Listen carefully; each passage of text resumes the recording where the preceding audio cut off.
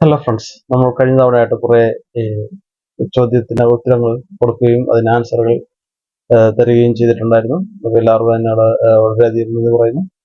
ഇനി ഇത്തവണത്തെ ക്വസ്റ്റ്യനിലേക്കും നമുക്ക് കിടക്കാം. വീണ്ടും ഒരുപാട് രസിപ്പിക്കുന്ന, ടെൻഷൻ അടിപ്പിക്കുന്ന ചോദ്യങ്ങളുമായിട്ട് വീണ്ടും വന്നിരിക്കുകയാണ്. അപ്പോൾ നമുക്ക് വീണ്ടും ചോദ്യങ്ങളിലേക്ക് കിടക്കാം.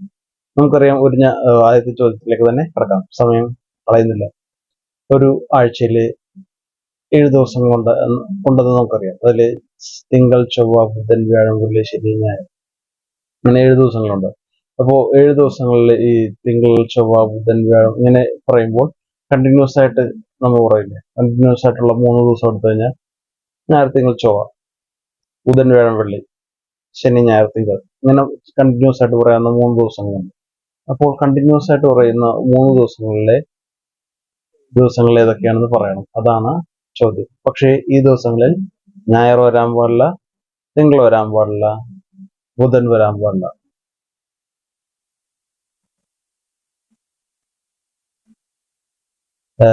ഞായർ വരാൻ പാടില്ല, ബുധൻ വരാൻ പാടില്ല, ശനി വരാൻ പാടില്ല.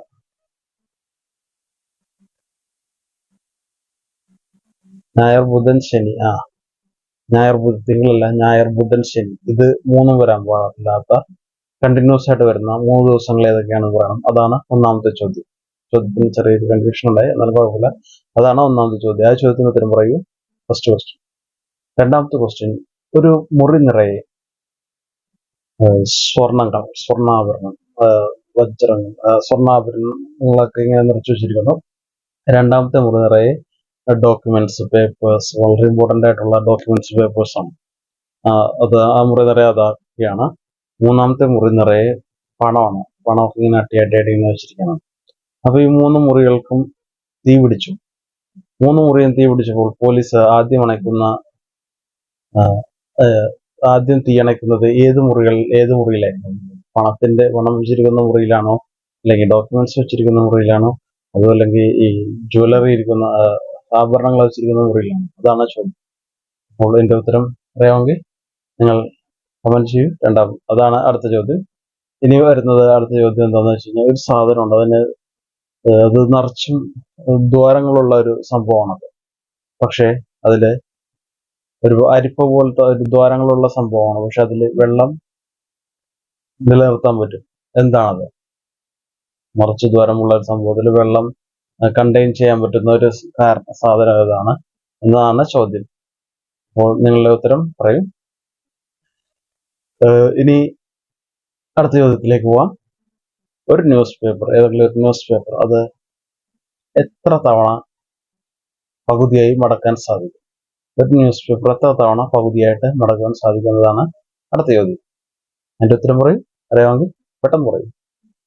നെക്സ്റ്റ് ക്വസ്റ്റ്യനിലേക്ക് നമ്മൾ പോകുന്നു. ഏറ്റവും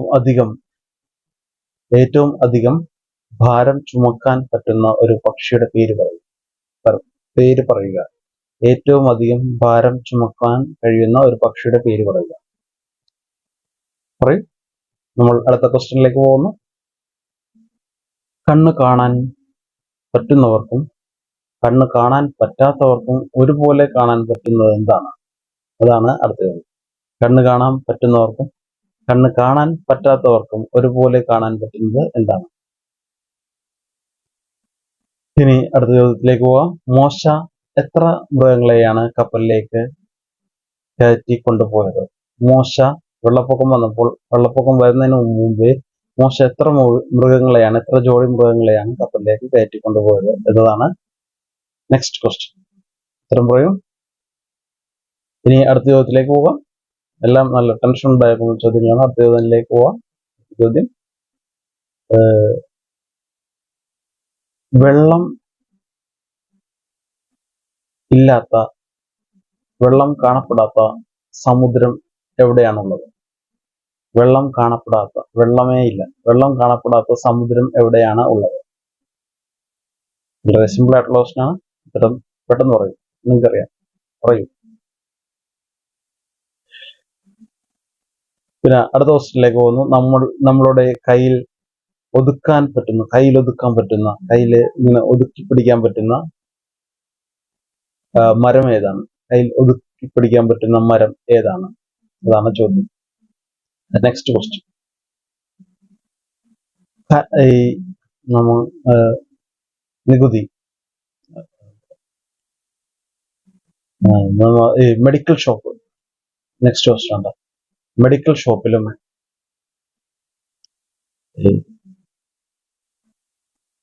കമ്പ്യൂട്ടറല്ല, മെഡിക്കൽ ഷോപ്പിലും മൊബൈൽ ഷോപ്പുകളിലും പൊതുവായി കാണുന്നത് എന്താണ്? മെഡിക്കൽ ഷോപ്പിലും മൊബൈൽ ഗാഡ്ജറ്റ് ഒക്കെ വിൽക്കുന്ന ആക്സസറീസ് ഒക്കെ വിൽക്കുന്ന ഷോപ്പുകളിലും പൊതുവായി കാണപ്പെടുന്നത് എന്താണ്? അതാണ് ചോദ്യം. ഉത്തരം പറയും. ഇനി അടുത്ത ചോദ്യമാണ്, സുഗന്ധം ഒരു അളവുണ്ട്. സുഗന്ധം പരത്തുന്ന അളവ് ഏതാണ്? സുഗന്ധം പരത്തുന്ന അളവ് ഏതാണെന്നാണ് ഒരു ചോദ്യം. സുഗന്ധം പരത്തുന്ന അളവ്. എന്റെ ഉത്തരം ഈസിയാണ്, നിങ്ങൾക്കറിയാമെങ്കിൽ കമന്റ് ചെയ്യുക. Next question. പോകുമ്പോൾ ഇഷ്ടപ്പെടില്ല, പക്ഷെ വരുമ്പോൾ ഇഷ്ടപ്പെടും.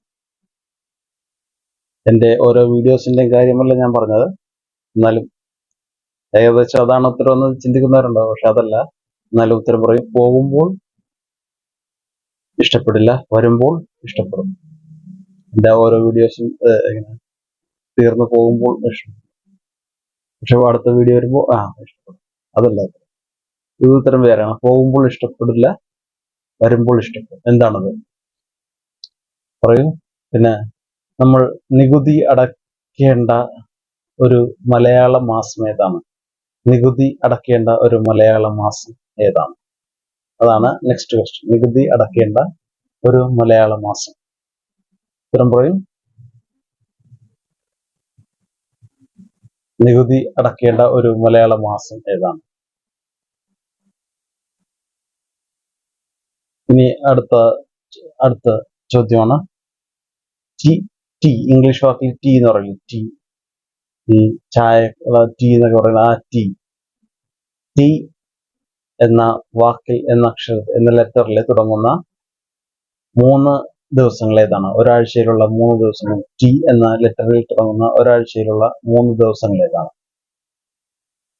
ടി എന്ന ലെറ്ററിൽ തുടങ്ങുന്ന ഒരാഴ്ചയിലുള്ള 3 ദിവസങ്ങൾ ഏതാണ്? അതാണ് അടുത്ത ചോദ്യം. അപ്പോൾ ഉത്തരം പറയും. നമുക്ക് നെക്സ്റ്റ് ക്വസ്റ്റ്യനിലേക്ക് പോവാം.